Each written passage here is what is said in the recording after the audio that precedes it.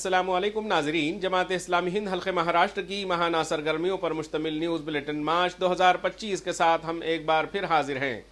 خبر نامے میں سب سے پہلے نظر ڈالتے ہیں سرخیوں پر۔ ماہ رمضان المبارک، روح پرور مناظر اور ایمان افروز سرگرمیاں، خواتین کے لیے سماعت قرآن کے خصوصی اجتماعات۔ یوم بدر کی یاد میں روحانی اور تعلیمی پروگرام، تلاش لیلۃ القدر، شب بیداری اور عبادات کا اہتمام۔ جماعت اسلامی ہند کی دعوتی افطار پارٹیاں، برادران وطن سے مؤثر مکالمے کا ذریعہ۔ بچوں کی تربیت کے لیے CIO کا رمضان میں منفرد تعلیمی و اخلاقی پروگرام۔ سدبھاونا منچ کی ریاست میں فرقہ وارانہ کشیدگی کے خلاف کارروائی کا مطالبہ۔ ناگپور اور مہاراشٹر میں بڑھتی کشیدگی پر وزیر اعلیٰ و نائب وزیر اعلیٰ کو میمورنڈم پیش۔ جماعت اسلامی ہند اورنگ آباد کی جانب سے آگزنی متاثرین میں مالی امداد کی تقسیم۔ اور میرا روڈ جماعت اسلامی کے وفد کی وزیر پرتاپ سرنائک سے ملاقات۔ آئیے اب خبریں تفصیل کے ساتھ۔ رمضان کا مہینہ اپنی تمام رحمتیں اور برکتیں لے کر آتا ہے۔ اسی بابرکت مہینے میں قرآن مجید نازل ہوا، اسی لیے اسے نزول قرآن کا مہینہ بھی کہا جاتا ہے۔ رمضان ہی میں اللہ تعالیٰ نے روزے کی فرضیت کا اعلان کیا اور زکوٰۃ کے احکامات بھی نازل کیے۔ اسی طرح رمضان کو خیر خواہی اور ایثار و ہمدردی کا مہینہ بھی کہا جاتا ہے۔ ان تمام پہلوؤں کو مد نظر رکھتے ہوئے جماعت اسلامی ہند کی جانب سے مختلف پروگرام منعقد کیے جاتے ہیں۔ اسی خیر خواہی کے جذبے کے تحت ریاست کے مختلف شہروں میں مسکین و مستحق روزداروں کے لیے ایک ماہ کے راشن پر مشتمل رمضان راشن کٹس کی تقسیم کی گئی۔ ریاست بھر میں 50,000 سے زائد خاندانوں میں رمضان راشن کٹس تقسیم کی گئیں تاکہ ان کے سحر و افطار کا انتظام ہو سکے۔ خواتین کو قرآن مجید سے قریب لانے کے لیے ریاست کے مختلف شہروں میں سماعت قرآن کے حلقے منعقد کیے گئے۔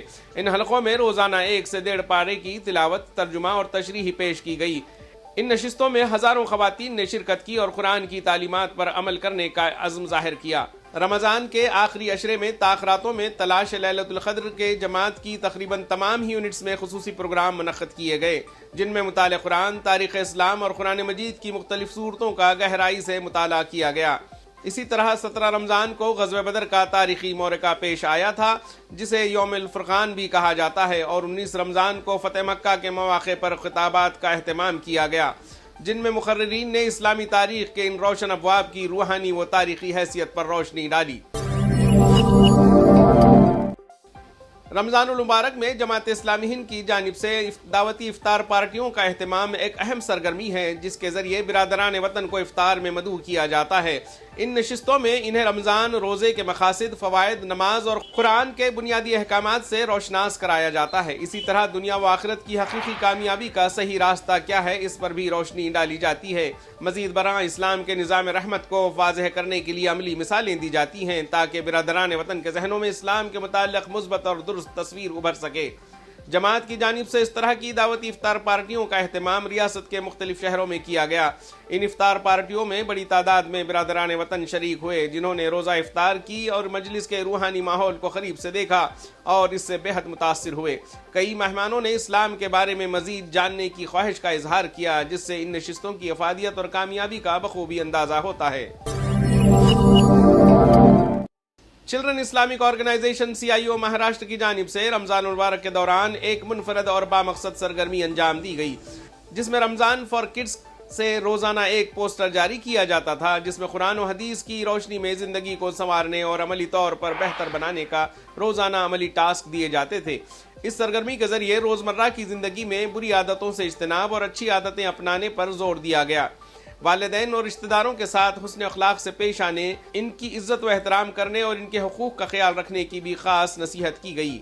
بچوں کو تعلیمی سرگرمیوں میں مصروف رکھنے کے ساتھ ساتھ انہیں اخلاقیات، صحت مند طرز زندگی اور سماجی اقدار کی عملی تربیت دی گئی۔ تعلیمی میدان میں بنیادی زباندانی، گنتی اور سادہ سائنسی تصورات سکھائے گئے تاکہ ان میں تجسس اور سیکھنے کا شوق پیدا ہو۔ بچوں کو ایمانداری، سچ بولنے اور دوسروں کی مدد کرنے جیسے بنیادی اخلاقی اصول سکھائے گئے، جو ان کی شخصیت سازی میں اہم کردار ادا کرتے ہیں۔ اس سرگرمی کو والدین نے کافی سراہا۔ ساتھ ہی اکثر اسکولوں نے روزانہ اس سرگرمی کو اپنی اسمبلی کا حصہ بنایا۔ ناگپور میں فسطائی تنظیموں کی جانب سے اورنگزیب کی خبر کو ہٹانے کے مطالبے کے تحت احتجاجی مظاہرہ کیا گیا۔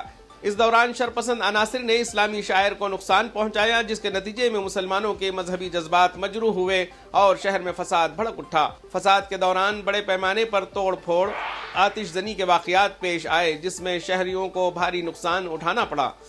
فساد کے بعد پولیس نے وسیع پیمانے پر گرفتاریاں کی۔ ناگپور فساد کی اعلیٰ سطحی اور غیر جانبدار جانچ کے مطالبے کے لیے سدبھاونا منچ کی جانب سے ریاست کے مختلف شہروں میں نائب وزیر اعلیٰ اور دیگر وزراء سے ملاقات کی گئی اور اس دوران میمورنڈم پیش کرتے ہوئے درج ذیل مطالبات کیے گئے۔ فساد میں ملوث مجرموں کے خلاف سخت کارروائی کی جائے، بے قصور نوجوانوں کی گرفتاریوں کو روکا جائے اور جو بے گناہ گرفتار کیے گئے انہیں فوری رہا کیا جائے۔ فساد میں متاثر افراد کی املاک کے نقصان کی بھرپائی حکومت کی جانب سے کی جائے۔ اس سلسلے میں سدبھاونا منچ ناندیڑ کے ارکان نے تنظیم کے صدر، مراٹھا سیوا سنگھ کے قومی صدر کاماجی پوار کی قیادت میں نائب وزیر اعلیٰ اجیت پوار سے ناندیڑ دورے کے موقع پر ملاقات کی گئی۔ ساتھ ہی متاثرہ افراد کی املاک کے نقصان کی تلافی کے لیے حکومت سے فوری اقدامات کرنے کا مطالبہ کیا۔ اورنگ آباد کے آزاد چوک میں حالیہ دنوں میں ایک شدید آتش زدگی کا واقعہ پیش آیا، جس میں دکانداروں اور مزدوروں کو بڑے پیمانے پر نقصان اٹھانا پڑا۔ اس حادثے کے متاثرین کی امداد کے لیے جماعت اسلامی ہند شہر اورنگ آباد کی جانب سے معاونت کی غرض سے ایک پروگرام کا انعقاد کیا گیا۔ اس موقع پر متاثرہ دکانداروں اور مزدوروں میں امدادی چیک تقسیم کیے گئے، جبکہ ان کے لیے ایک دعوت افطار کا بھی اہتمام کیا گیا۔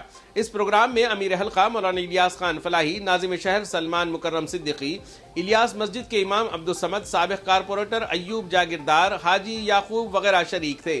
پروگرام کے دوران 17 دکانداروں اور 21 مزدوروں میں مجموعی طور پر 5 لاکھ روپے کے امدادی چیک اور نقد رقم تقسیم کی گئی۔ اس کے علاوہ متاثرین کو اپنے کاروبار کو دوبارہ مستحکم کرنے کے لیے الخیر کی بلا سودی اسکیم سے استفادہ کرنے کی بھی ترغیب دی گئی۔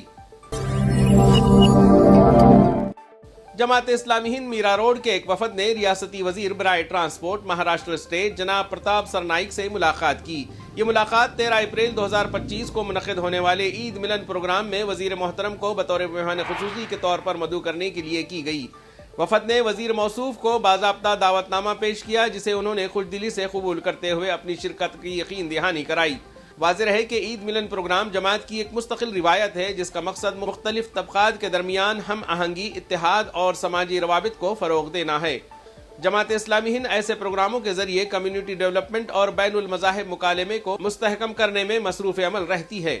وزیر پرتاپ سرنائک اور جماعت اسلامی ہند کے وفد کے درمیان یہ ملاقات نہ صرف علاقے میں سماجی بہبود کے اقدامات کو مزید تقویت دینے میں معاون ثابت ہوگی، بلکہ کمیونٹی کے تعلقات کو بھی مزید مضبوط کرے گی۔ 8 مارچ کو دنیا بھر میں عالمی یوم خواتین کے طور پر منایا جاتا ہے۔ اس دن خواتین کے حقوق اور مسائل پر غور و فکر کیا جاتا ہے اور ان کے حل کے لیے مختلف تجاویز پیش کی جاتی ہیں۔ اسی مناسبت سے جماعت اسلامی ہند شعبہ خواتین کی جانب سے بھی ریاست کے مختلف شہروں میں خصوصی پروگراموں کا انعقاد کیا گیا۔